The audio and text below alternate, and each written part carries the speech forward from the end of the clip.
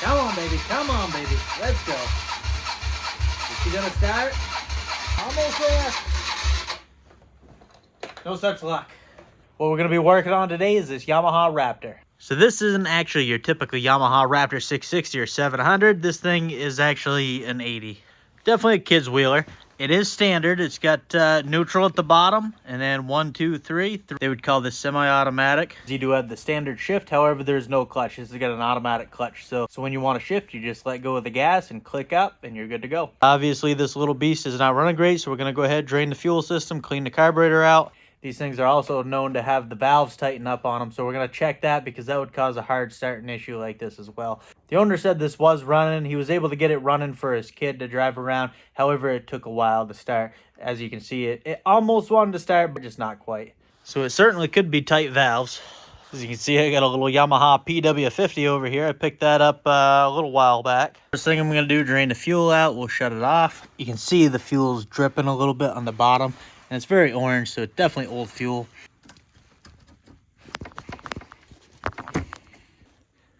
Go ahead and turn it on reserve so we get every last drop.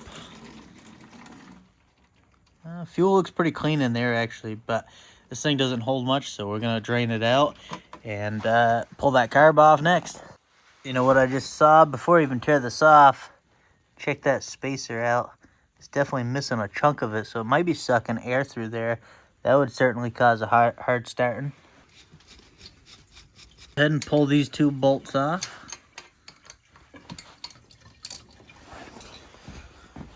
Oh, come on over to this side.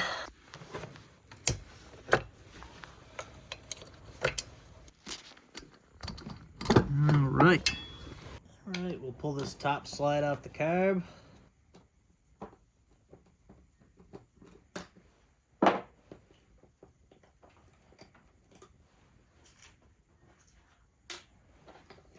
Just like so.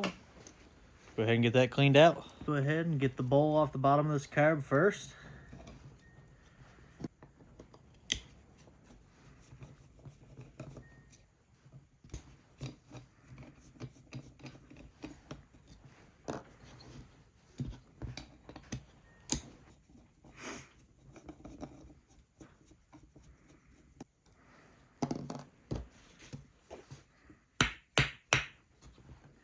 A little whack.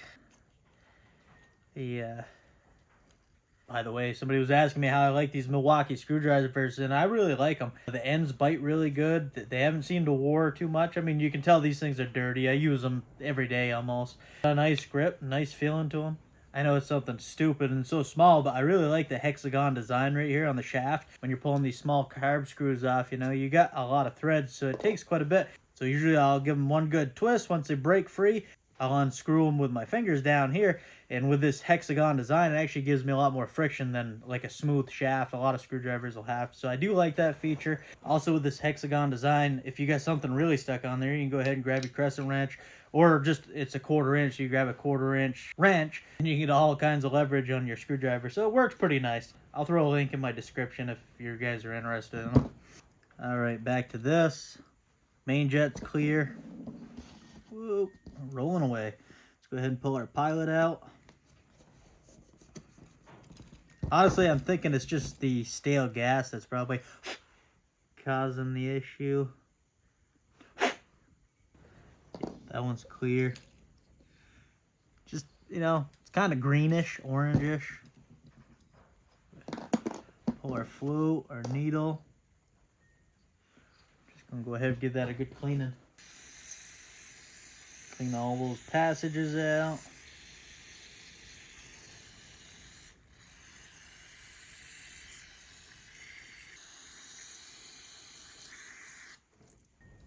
Now we'll go ahead and just reassemble this.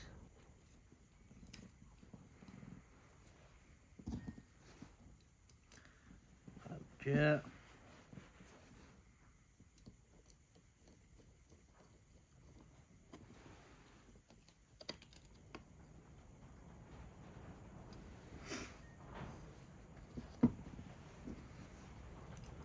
Main jet.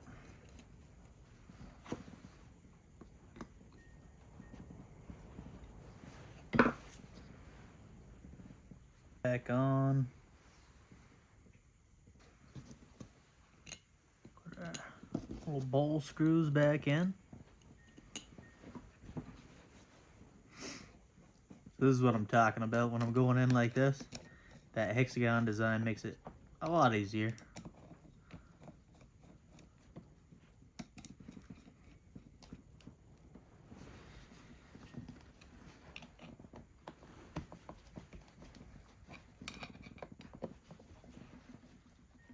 So before I go ahead and throw that carburetor back on there, I'm going to check the valves. Right now, it's a little easier to get to without the carb on. Now, you certainly don't need to take the carburetor off to get to these valves, but while it's off, it just makes it a little bit more room in here to get to stuff. So we got to do a couple things here. We got to pull this side cover off, and then we have to pull this side cover off on the head. The shifter has to come off. Move this cover.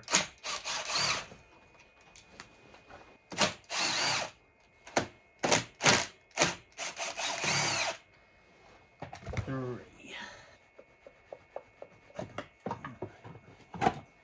There we go. We can remove that now.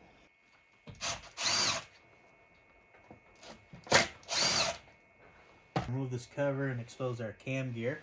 So the reason behind removing this cover is so you can turn the engine over by hand, get it precisely on top dead center.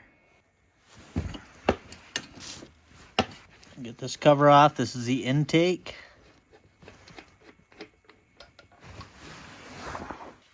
And our exhaust is down here.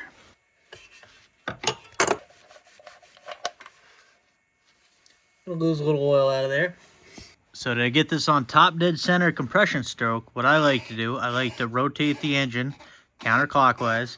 Once we see the intake valve drop, just like that, and come back up, now we're on the compression stroke. So we're going to wait until this lines up exactly right there.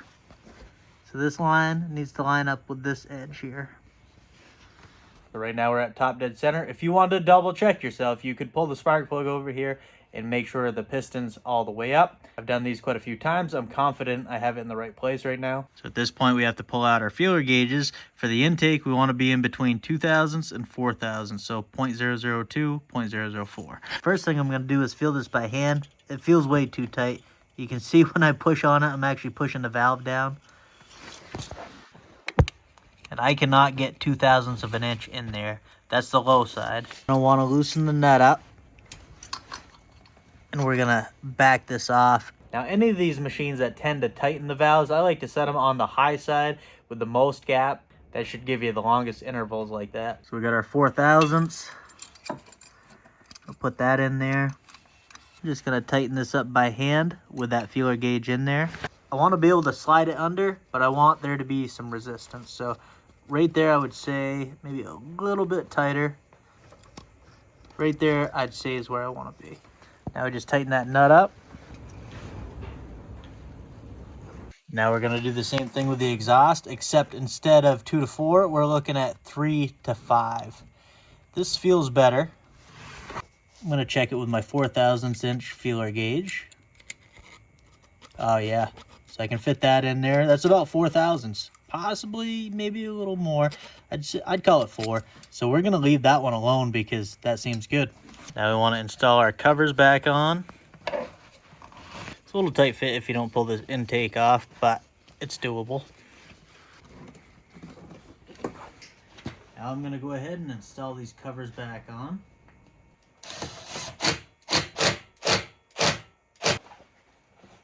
Then we'll go ahead and install the cover.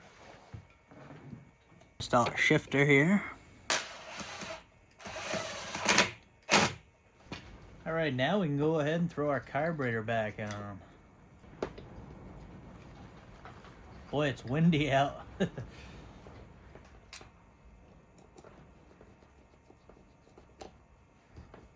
Remember when I said this might be an issue? Looking at this, this is not an issue. The sealing surface is right here. There's an O-ring on the carburetor right there. The seat's where you see that circle. So this is not going to bother. We're going to throw it back together the way it was. Go ahead, get that in there.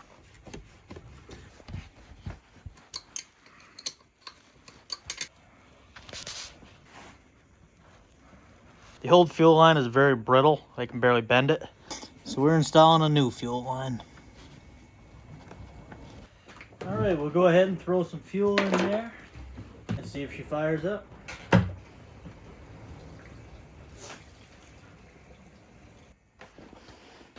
Just want to check the air filter in here, see what kind of condition it's in. It's fairly clean. Oh yeah, for sure.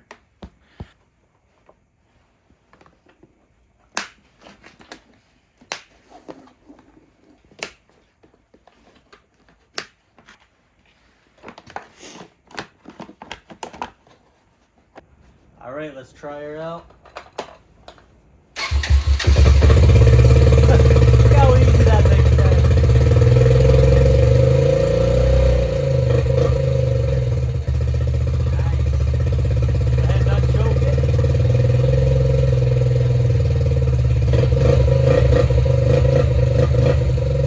I normally wouldn't try out a customer's kid's machine, but he said he rides this thing around all the time and to give it a test spin. So I guess, who am I to say no?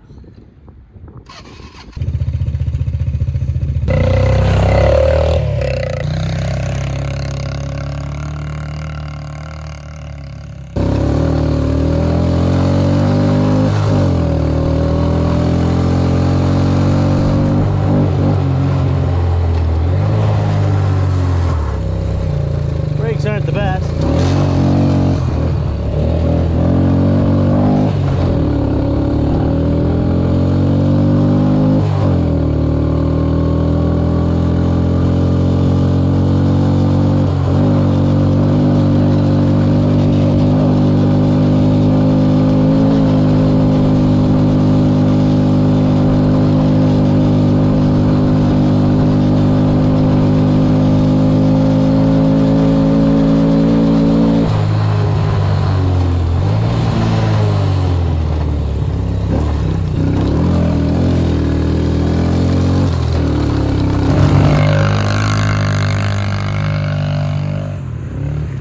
There we go. It might be built for kids, but it can handle the occasional adult little joyride.